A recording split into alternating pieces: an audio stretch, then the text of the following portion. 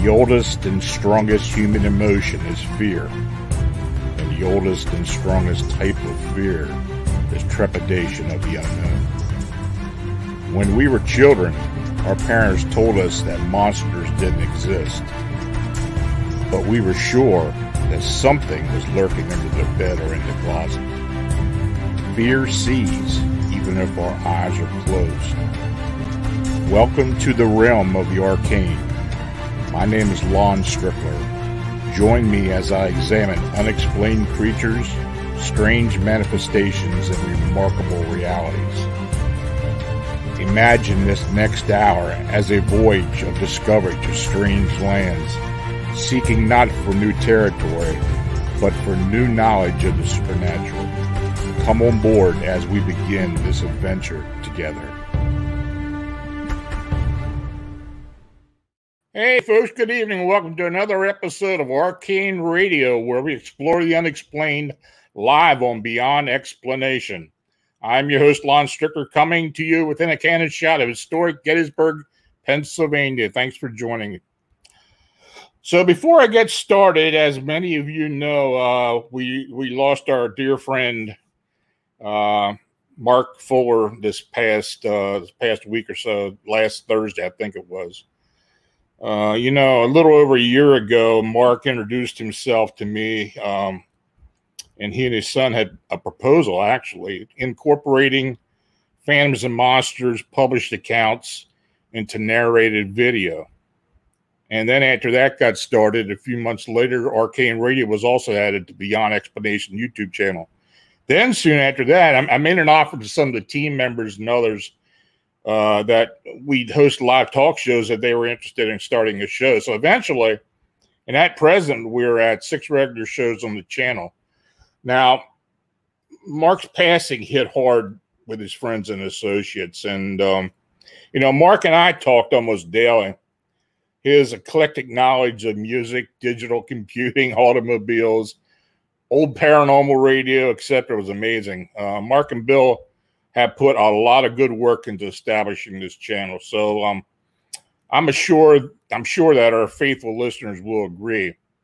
I only had 1 year's worth of conversation and friendship with Mark, but I'll never forget him. So I just wanted to mention it, and we're going to try to get things going again starting tonight. So once again, I'm going to ask you, Arcane Radio and Beyond Explanation channel is made possible by you liking, subscribing, and sharing our programming. Super chat donations are essential for us to continue offering you our unique content. Your consideration is very much needed and appreciated. So tonight, I welcome UFO research and author Dr. Raymond Keller to Arcane Radio. Now, Cosmic Ray is a retired history professor who has lived and worked in 44 different countries and has been writing about UFOs and paranormal activity since 1967. He was the founder and director of the Outer Space International Research and Investigation Society. He has written several books, including his Venus Rising Trilogy, with the titles Venus Rising, A Concise History of the Second Planet, Final Countdown, Rockets to Venus, and Cosmic Ray's Excellent Venus Adventure. As well, Ray provides regular exclusive articles to the Phantoms and Monsters blog. So, Ray, thanks for joining me this evening. Thank you. It's a pleasure to be on your program and to speak with the Arcane Radio audience. So, Ray, before we get started, I know you have an event coming up in Sedona, Arizona in August. Can you talk a little bit about that? Yes. The Unity of Sedona Church on 100 North View Road in Sedona.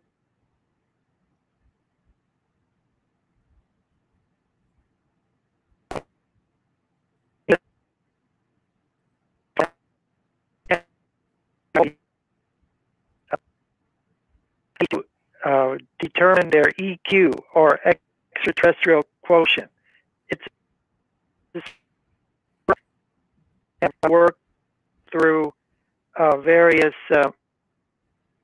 characteristics of their life that point to extraterrestriality, and help them to discover some of their celestial points of origin from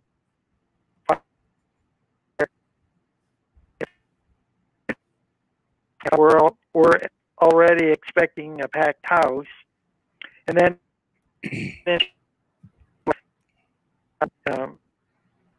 the extraterrestrial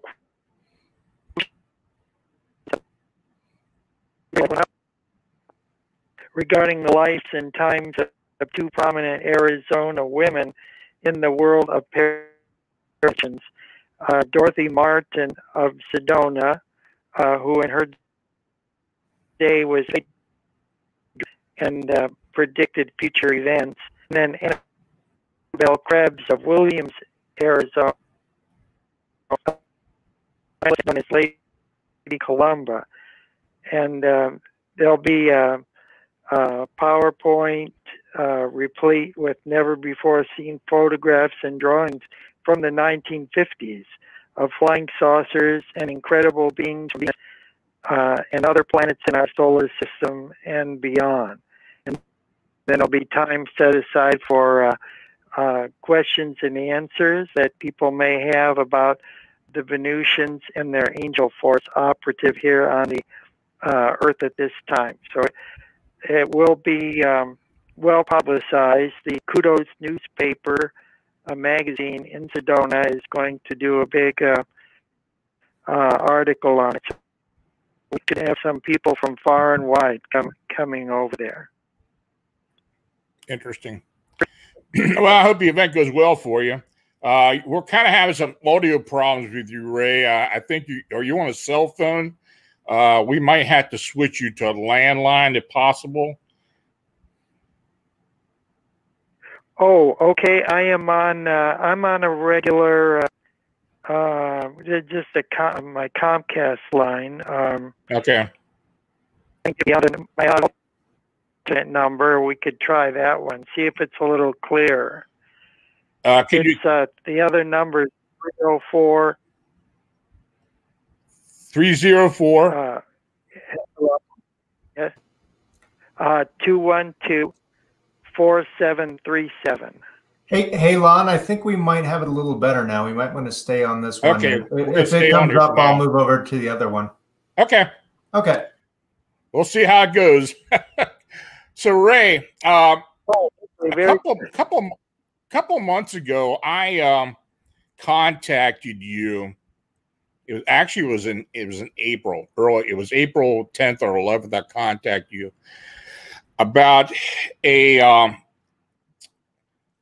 witness or experiencer, I guess I can say, in Hartwick, New York, who had an encounter or a phone call from someone who said they were injured cold.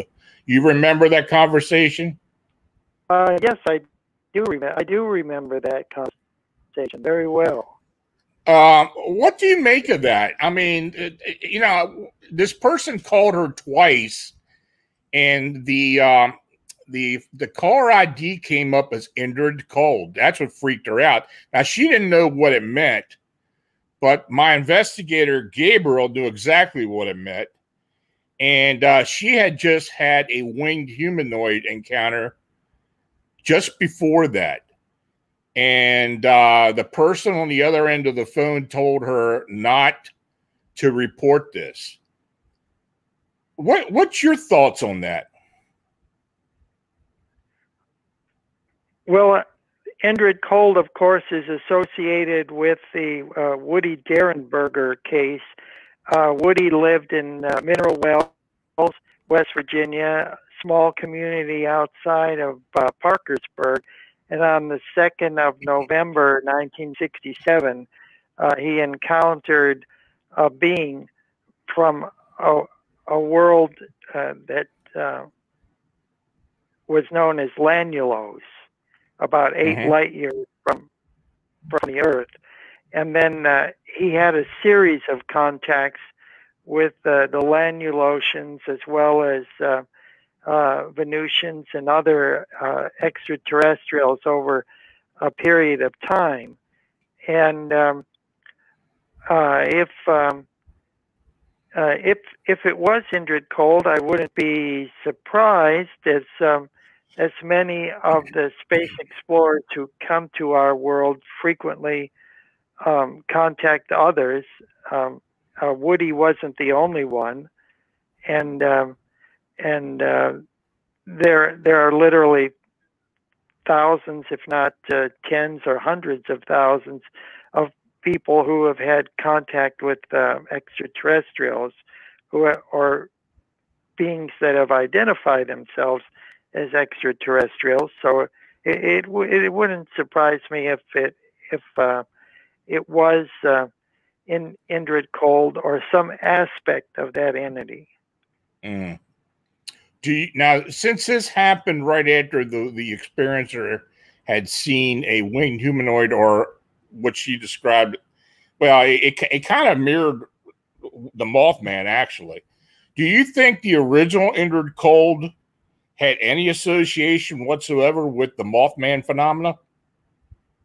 Yes, that was going on at the same time. Right. Around then.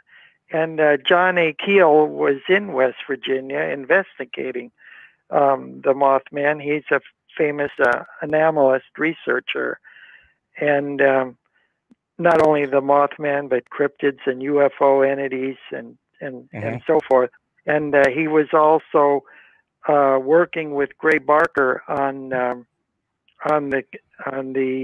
Indrid Cold case at the same time that he was investigating the Silver Bridge, the collapse of the Silver Bridge, and the warnings from the Mothman and so forth.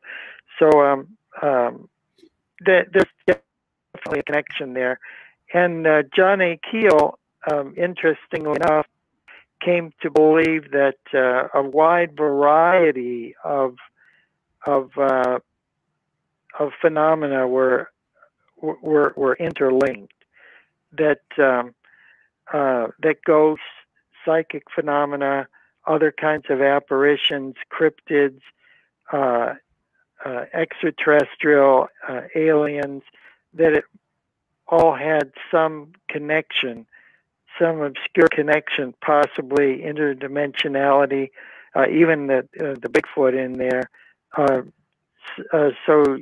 Yes, there's some kind of a connection there, to be sure. And it's great that there are sites like Phantoms and Monsters and other sites where investigators are constantly probing and searching for these answers. I was happy to see that the recent revelation that there's an acknowledgement of a reality and a technology behind the UFOs, or UAPs as they now call them. And I think that that acknowledgement could probably be extended to this other kind of phenomena as well. Now, speaking of this UFO, so-called UFO disclosure by the government, what do you make about that was actually released? Do you think it was, I don't know, do you think it was enough information that was actually provided?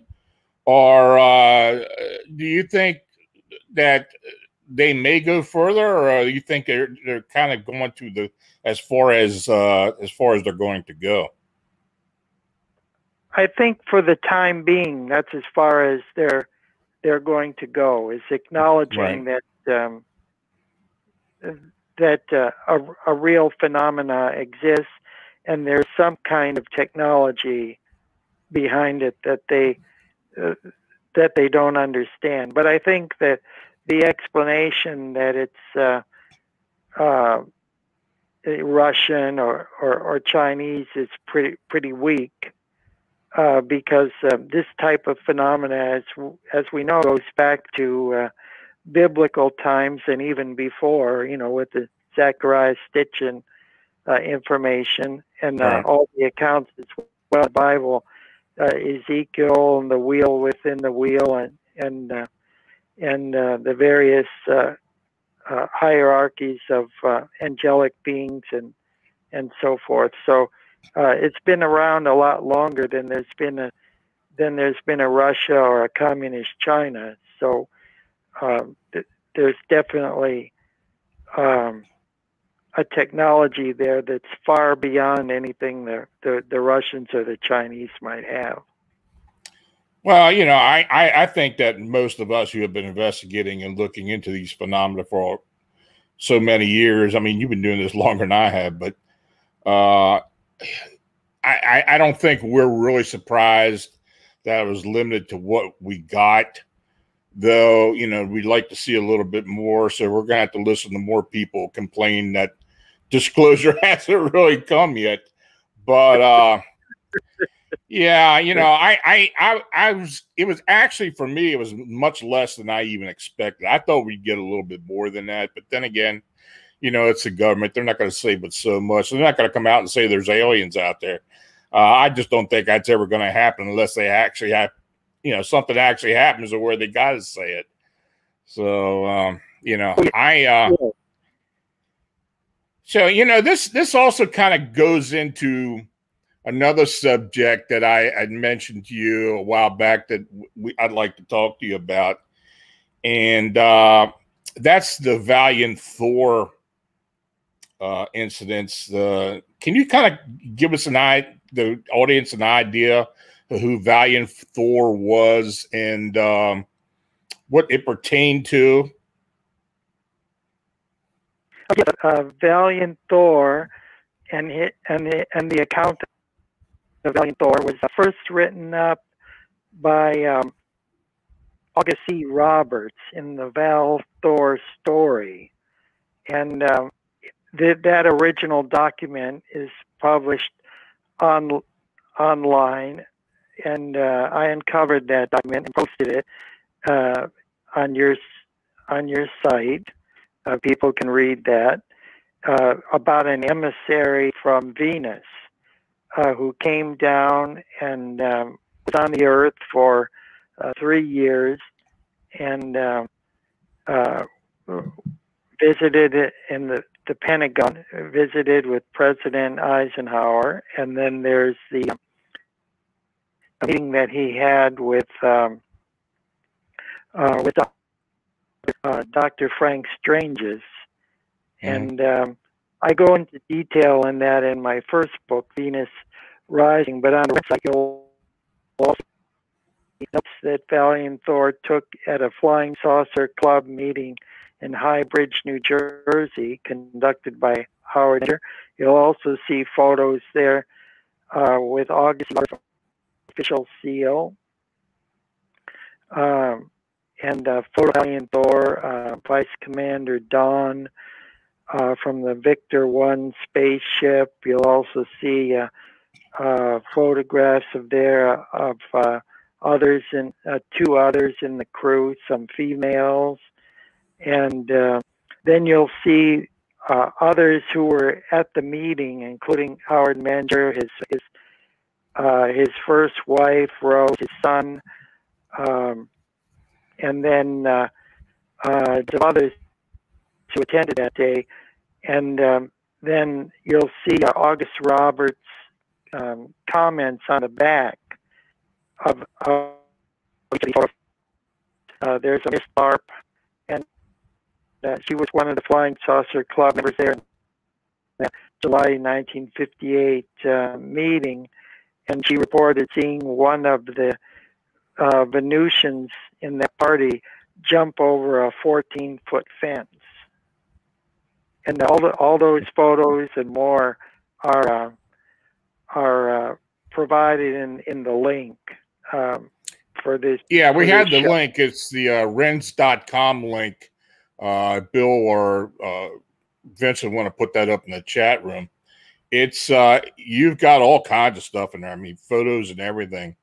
You know, the story about Valiant Thor that intrigues me is the fact that there are photographs, And it seems like the Pentagon actually took this guy seriously. Oh, yes. There's a lot of evidence that that he was for real. I have a documentation in the Venus Rising book, the first one, where he presented journalist credentials from a newspaper in South Africa. And it's very interesting because I went to do further research on the South Africa Venus connection, and Raymond Palmer, he was the editor of a magazine in 1956, the fourth monthly issue of Flying Saucers from Other Worlds.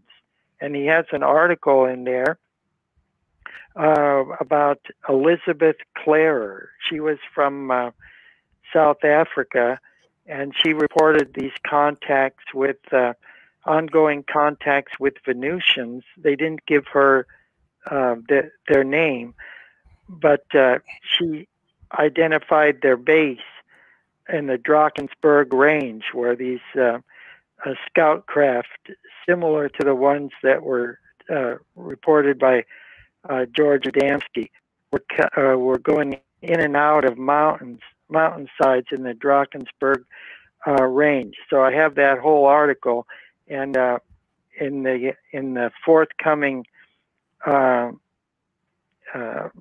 postings on Phantoms and Monsters, I'll have a whole series on Dr. Frank Strange's and some of this information that I got from his files about the South African connection, and then the whole life in general of Dr. Frank Strange's, who is the one who met Valiant Thor in the Pentagon.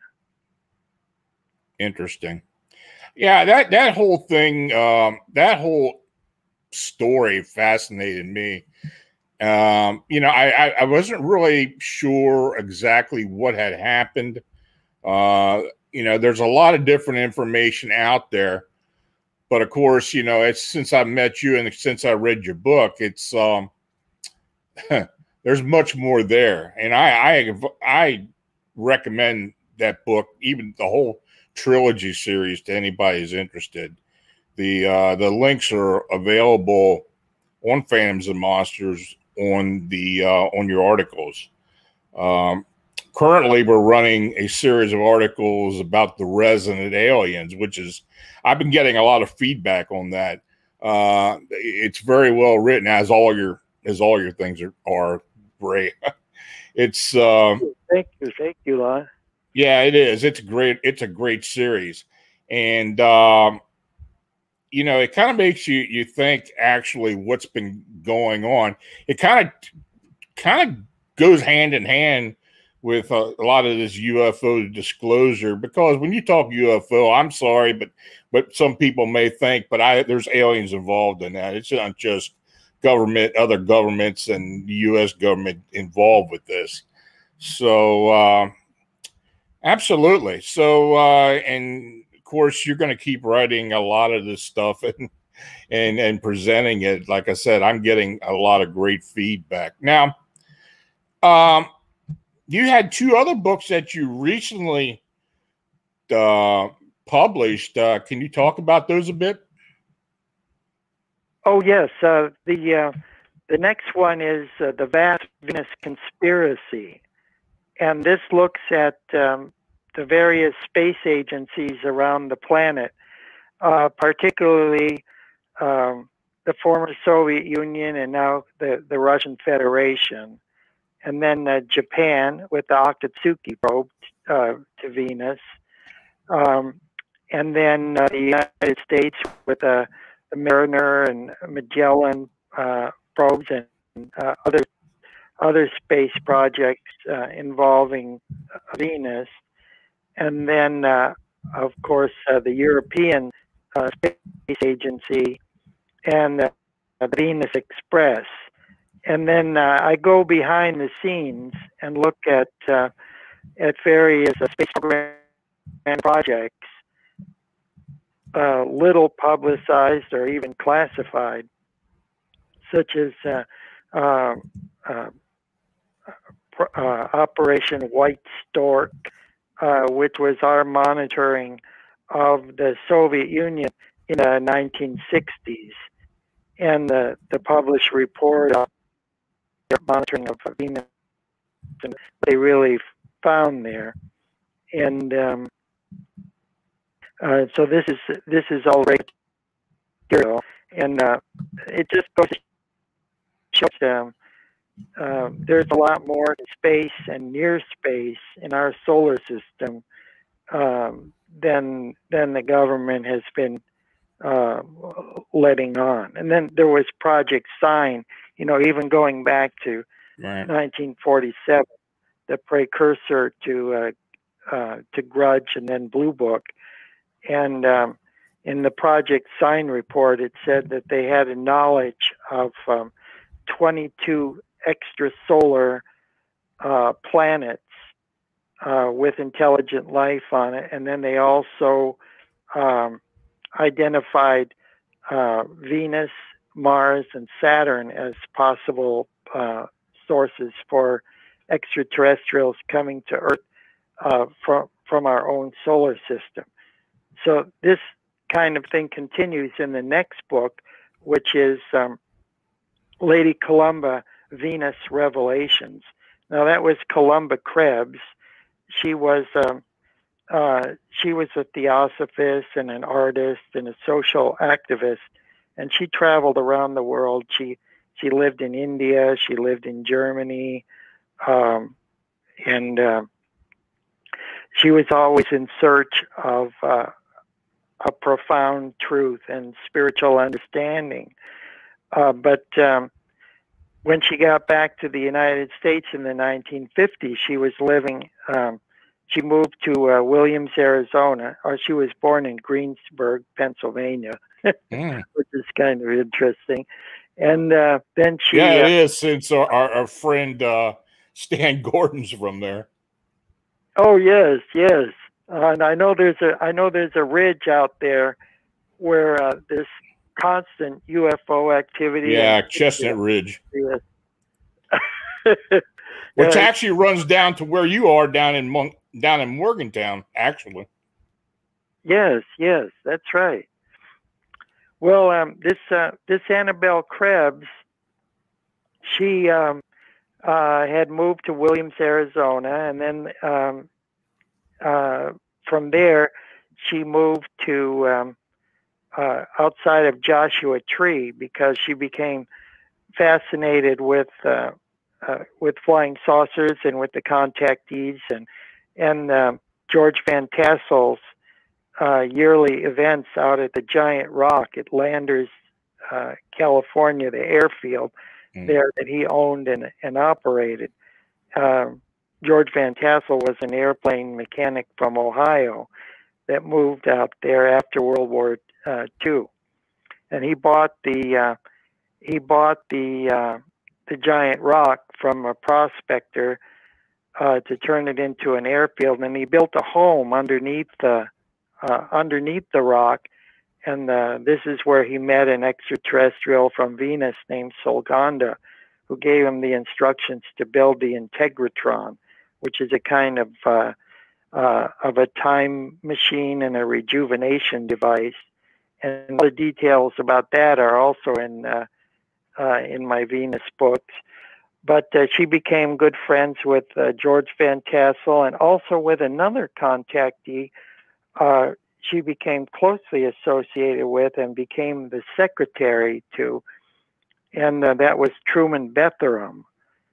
Truman Bethurum was a highway worker in Nevada, and then he moved to Redondo Beach after he had an encounter with an extraterrestrial from Venus, who was also the commander of a moon base. And what happened with Annabelle Krebs is she met Bethurum's Venusian friends, and she traveled with them for off and on for a period of 4 years. And the book is about her visitation to the moon-based Clarion on the far side of the moon. She also visited Venusian cities that were on floating islands, invisible floating islands in the atmosphere here on Earth and under the sea and in caves, vast caverns under the Earth where they have saucer bases and so forth. It's very exciting. And what's terrific about that book is it contains all of her original artwork. And she drew. This was in the late 1950s, and she's drawing blue avians and all kind of advanced, incredible things. And she describes them, inventions and things that we're only now just coming around to think about. But she actually draws these and draws the moon base and everything. And she revealed information that was not known by the general public at the time. The Russians had a project, the Soviets had a project called E4, which was to detonate an atomic bomb on the moon to prove to the rest of the world their space superiority, that they figured the whole world would see it. And so behind the scenes, the Venusians were working to not make that happen. And then the Americans had a similar program to militarize the moon.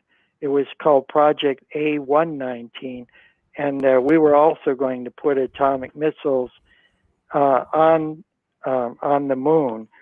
And a professor from the University of UC in San Diego,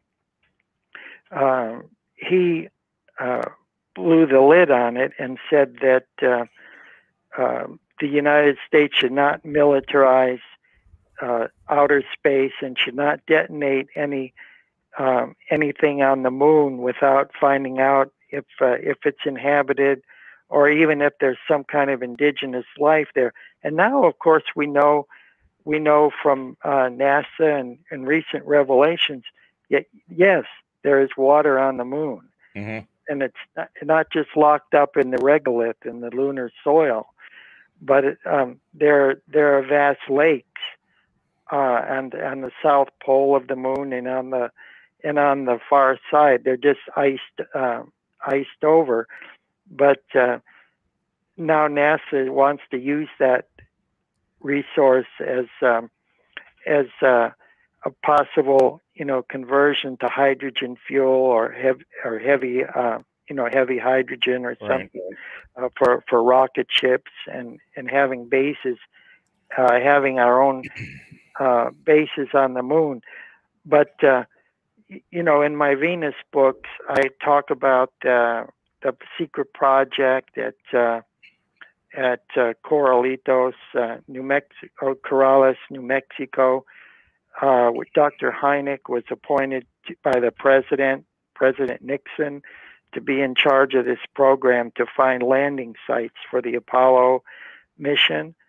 So they were looking at the region around the Aristarchus crater because there were all these strange red pulsating lights coming from there, and there were reports of objects moving across the surface of the moon and leaving tracks and everything. And that's why they picked the Sea of Tranquility, which is directly to the south of the Aristarchus crater. So all that information and more is in this Venus book, and it's just very exciting. And that information comes from the files of one Otto Binder, and he was a ufologist. He wrote 5 books about UFOs, and the amazing Ted Owens, who could predict natural disasters and so forth.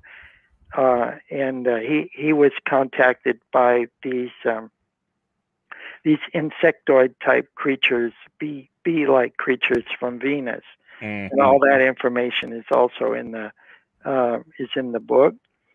And he was Otto Binder was also the creator of over 200 comic book and science fiction characters, including Supergirl. And a lot of the characters that he created and wrote about were inspired by actual UFO cases. So he worked on a book that was never published with August C. Roberts, the famous UFO photograph chronicler. And I have all those documents and everything in my file, including all the comic books that he did for the Supergirl series. So I mean, it's all linked together. It's all pretty amazing. We got a question from Vincent. It wanted you to kind of tell us what you believe is on Venus, or any type of civilization that's there, and how the makeup is for those who don't know. Oh yes, that's a good question, Vincent.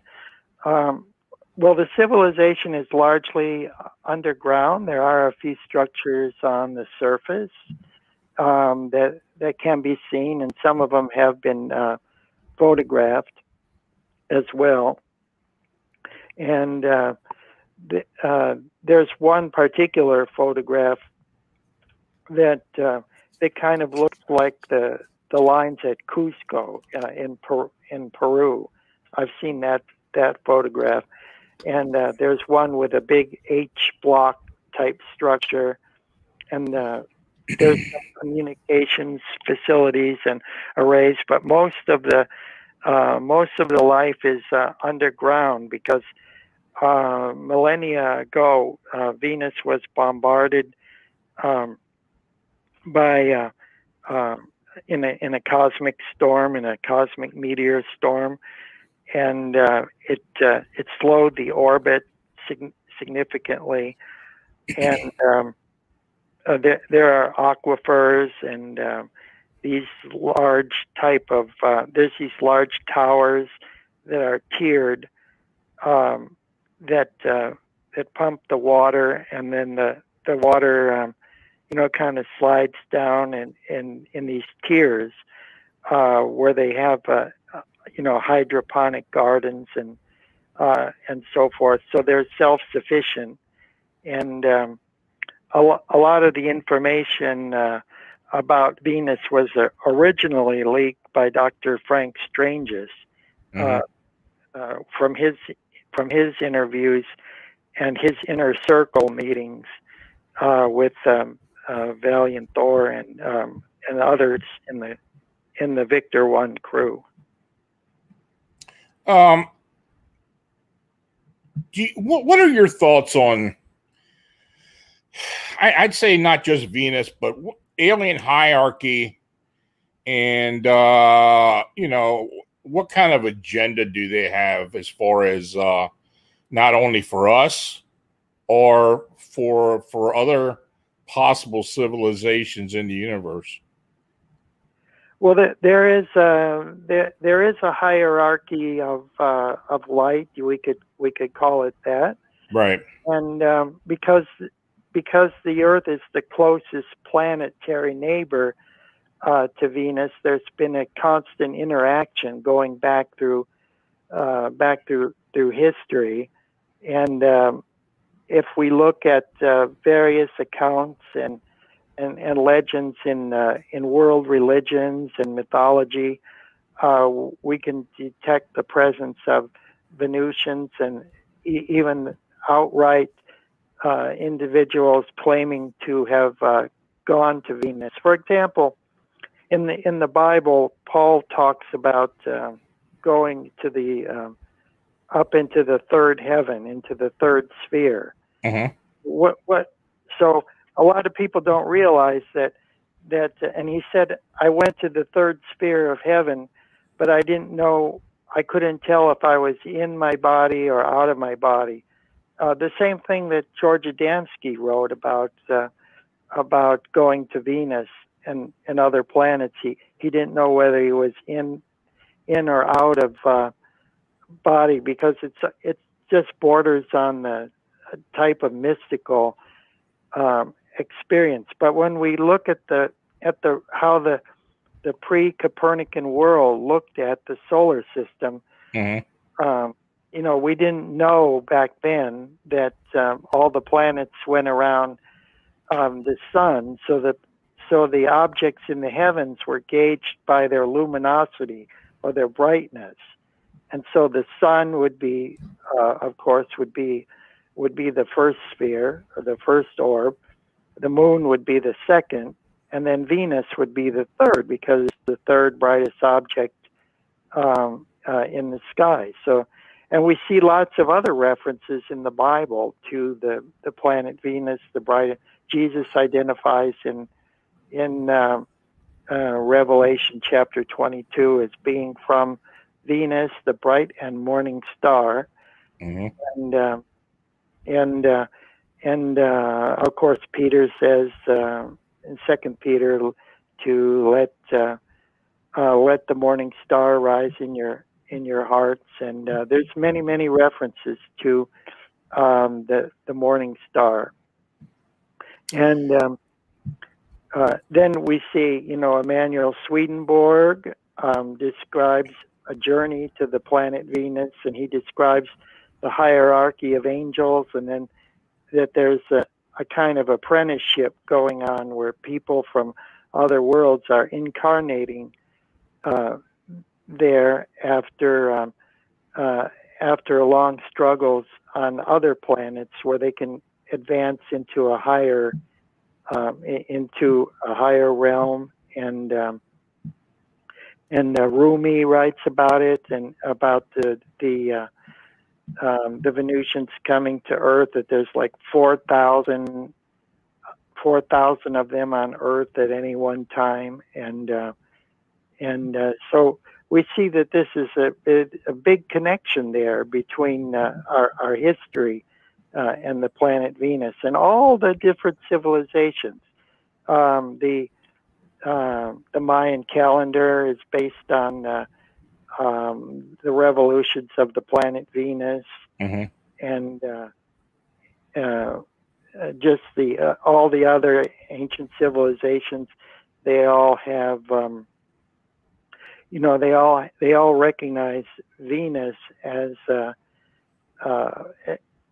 it has a kind of feminine quality, and the reason for that, like with the Inanna, the bee goddess in Sumeria, and Astarte and Aphrodite and so forth. But the reason for that is because our ancestors, no matter where they were from in the world, they would see Venus in the sky as, you know, as not a fixed star, but a wandering star. You know, thus identifying it as a planet. And because it is so close, sometimes you could even make it out as an orb. But what made Venus different was that it's followed by almost like a cometary tail, and this is the interaction of the solar wind with the atmosphere of Venus at its north polar region, and so it leaves this trail of ionized gases. It's about 5 million kilometers long. So when Venus is in the closest approach, it looks like it has these golden tresses. And so our ancestors said, "Oh, that must be the goddess. That's the great goddess." So this is how Venus became the sole planet of a female persuasion. Oh, except for the Earth, Mother Gaia. Right. You wrote an article a while back that was published in Phantoms and Monsters, a series about UFO propulsion. Now, what are your thoughts on propulsion? What do you think is possibly the overriding answer, or the most sensible answer as to how these craft move? I do believe it's an electromagnetic type of propulsion system. And of course, that article is really unparalleled because I give you the names of all the scientists, the corporations that they were working with, actual photographs of them handling equipment and giving interviews to major newspapers, and detailing around the edges the existence of the United States government sponsoring an anti-gravity research program. Even von Braun and these other scientists that were rocketeers were saying that that they had to find something more economical because it cost a fortune, literally a fortune, like a quarter of the defense budget, to just build one rocket, and the amount of fuel and everything is totally impractical for interplanetary travel.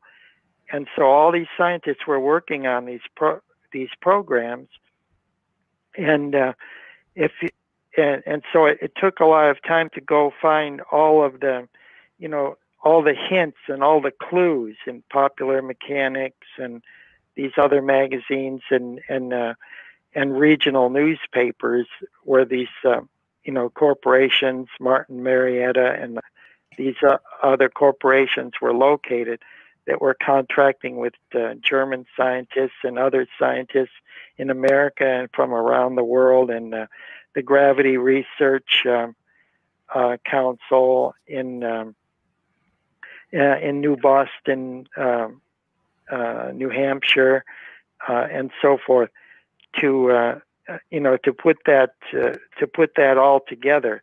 And it's detailed information, but this was the very beginning. If you read that, the readers take the time to go over those and check out everything, and all the references that I put there, you'll see that if we do have stuff like a Tic Tac ourselves that can do those kind of operate at those speeds and make those kind of maneuvers. It's an anti-gravity electromagnetic propulsion system, and the origins of it were from 1955. Yeah, it was a good article, really excellent article. I got a lot of good comments about it. There was a lot of things in there that a lot of people never even thought about. So those listening tonight, you should go back if you search UFO propulsion and our Dr. Raymond Keller, you'll find it. Ray's provided a lot of very interesting articles that we have posted. Do you think we have obtained technology from visitors to our planet? Yes, I do. I think we do. We do have it. I used to live in Hillmar, California, when I was the director of OSIRIS and published the New Millennial Star. And I would take groups that would come to that wanted to go on what I call the UFO tour. So we go up to Mount Shasta. We go out to past Livermore Labs and so forth, and we go out to Area 51 even, and then I own some land out at a place called Dadle, New Mexico, and it's right outside the Very Large Array, where they have the high resolution microwave survey. Right. So my land is on top of Horse Mountain, and you could look down into the valley there and see the very large array. And in that movie Contact, with Foster, it's exactly what I was thinking about. At the end of that movie, she's sitting there where they have all the radio telescopes on the railroad tracks, and she's sitting there typing some kind of code in for the radio telescope, and you could see Horse Mountain in the distance. But anyway, I had two experiences that convinced me that there's a real thing with this. Because one, I went to with a friend out there to the Livermore Labs, and while I was there, it was we were right up against the fence, and we were going to take a picture of the array on top of this some kind of laser array or something on top of this building, and then a van came out in like a potato chip thing, and some people came out. Yeah, they took the film. They took the film away from or exposed it, Is that right? Yeah. And then another time we went to this was before they extended the borders of Area 51, but we went to what was a black mailbox. It was not too far from this place called the Little Alien, which is owned by somebody named Keller too. That's kind of interesting. But we went there to the black mailbox, and we went out to saw this long road going down there. So we started following it, and then it ends at a fence. There's a fence line, and it says, U.S. government property, authorized entry only, use of force authorized. So it's really something that's going on there, and people have been up on that Freedom Ridge and looked down in there and saw a lot of stuff. And the people that live around there, Rachel, Nevada, and that they always see orbs and all kind of spacecraft. So I wouldn't be surprised if it is alien technology. Yeah, I kind of believe it is. I mean, we have made so many advances. I also think humans have the intellect to come up with some of this stuff, but not all of it. I mean, our technology has advanced so quickly since the 50s. It's just make your head spin, actually. So, it's amazing. And I have a friend in Cleveland. His alias is Peter Core, but he wrote from the 1950s, from the early 1950s, with the Raymond Palmer's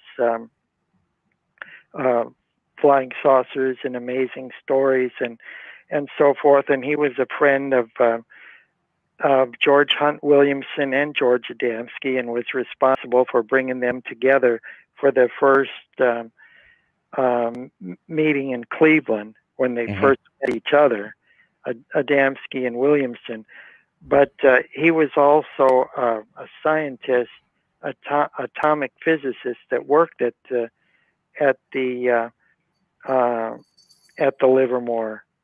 Livermore Labs and other government things, and he's convinced that the flying saucers are real and interplanetary.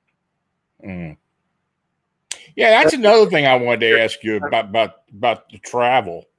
I personally do not believe that it's all intergalactic travel. I think a lot of it has to do with either wormholes or other type of means like that. What do you think? Yes, I think for the spacecraft that are coming in from further out, that's definitely the case. And recently, the director of the space program in Israel had confirmed what Paul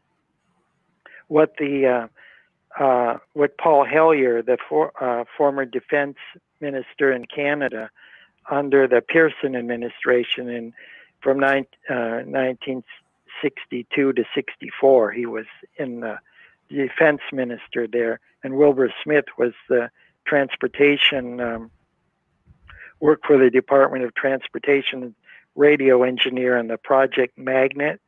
And all these foreign scientists and experts, they've all said that, yes, there is an interplanetary confederation. And George Van Tassel, during the proceedings in the 1954 Giant Rock Convention, he announced the existence of the Interplanetary Confederation, and he said that the Earth isn't a member of it yet. We haven't proven ourselves worthy for entrance yet, but because for various reasons. But there are 601 planets, moons, space platforms, and so forth that are in the Confederation of Planets, and they are coming from 51 different solar systems. Well, that's interesting. You know, I've had people reference to me about a confederation that I believe once was called the Council of Five. I'm being told it's the Council of Three now, that is on the dark side of the moon, but basically there is some type of gathering there. What do you think about that? Yes, there is such a thing, and Columba Krebs wrote about it and even provided a picture of it in Lady Columba Venus Revelations. They launch because the facilities are limited on the moon itself, and as far as accommodating different kind of beings, and they're not all humanoid in appearance, that come from these many worlds. They have a space platform that they can launch from the moon-based Clarion on the far side, and it's called the Space Leviathan. And there's a meeting. She drew a beautiful picture there of the meeting. It was presided over by Vorton, who was a communications officer aboard a ship, and then it had the leaders of different planetary systems, and they were all sitting around a table. In the background, you could see of the Earth in the distance, and then there was Commander Aura Raines with the beret, the commander of the moon base, and then these other evolved beings that were members of Confederation planets. They were trying to decide what they should do as far as the possible militarization of the moon, and as America and Russia were entering into space. And so she attended that meeting and drew pictures of it and wrote all about it. Well, Ray, I tell you what, we're going to have to get together again soon. Maybe we can hit the road and go to another presentation again.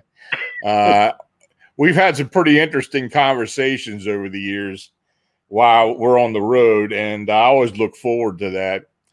But there's a lot of other things I want to get into at another time, especially some of the stuff I wrote about it in my book Alien Disclosure that I wanted to discuss with you. But then again, if anything else comes up that's interesting, I'm sure I can depend on your knowledge, and I thank you for that. And again, thank you for coming on tonight. Oh, thank you very much, Lon. I always appreciate talking with you and sharing this information with the readers of your books and all the audience of the Arcane Radio. Well, you have a good weekend, and we'll talk soon. Thank you, and a happy 4th of July Independence Day to one and all. Now, if you have an unexplained encounter or sighting, feel free to contact me through the Fams of Monsters blog site. I want to again thank Dr. Raymond Keller for joining me this evening. And thanks to each and all of you for watching and chatting. Now, if you made a super chat donation, it's truly appreciated. Your support is what makes all this possible. Please subscribe, like, and share. Now, next week, we have Bill Bean coming on. Most of you people know who Bill Bean is. I've been involved with Bill for a lot of years. I'm on his radio show a lot as well, but he just wrote another book recently. So that should be a very interesting show. So until next week, stay healthy and have a safe and enjoyable weekend. Good night.